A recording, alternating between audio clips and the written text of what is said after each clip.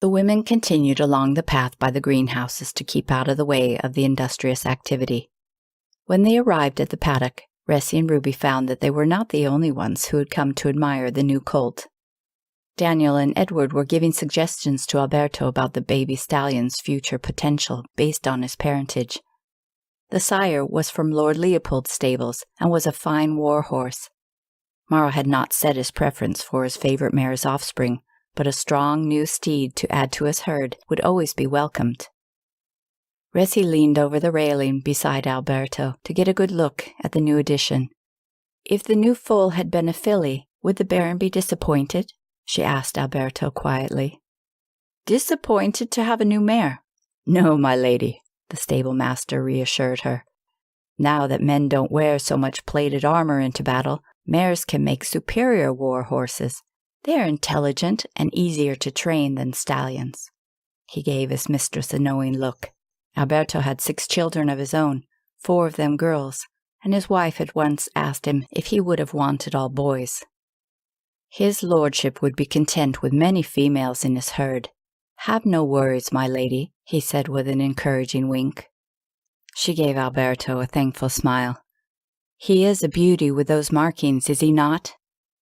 The newborn was a gleaming chestnut color, with black boots on all 4 hooves, and a silky black mane and tail.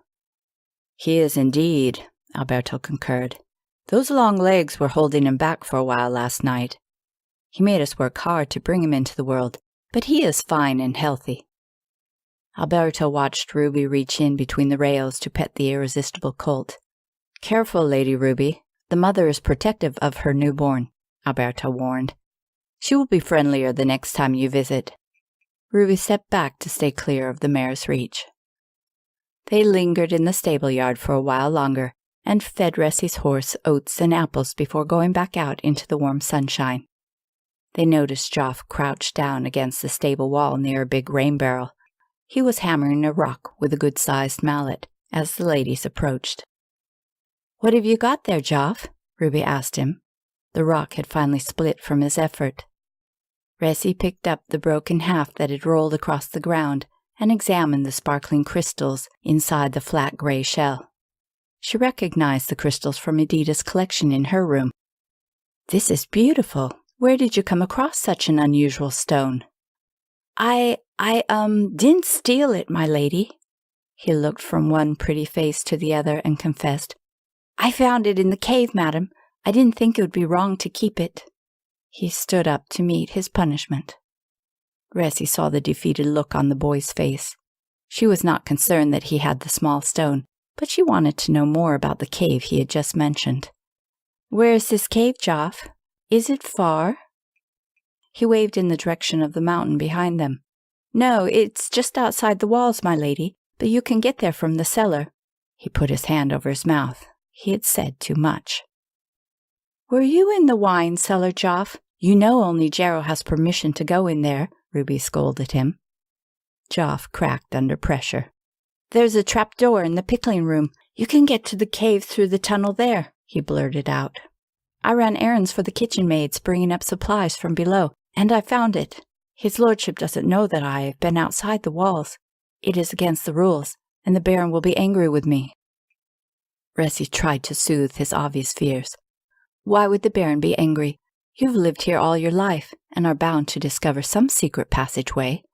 Besides, my husband will not need to know. I will keep your secret, Resi assured him. But he shook his head in disagreement. Resi decided this was just the adventure that she needed today. Listen, Geoff, if you have no duties to attend to, I want you to show us this tunnel, she insisted with authority. I cannot take you, my lady. You have to crawl before the stairs come out of the old well and... Geoff wasn't making any sense to her. Out the old well to where? To the cave? Ruby prodded him when he did not finish his thought. You don't understand, my ladies. You will ruin your fine robes, he stammered, finding no better reason. Well, if that is all, then it is settled. We will change into something sturdier and meet you in a quarter-hour in the kitchen. Then you can show us this secret passage out the cellar, Resi cheerfully announced.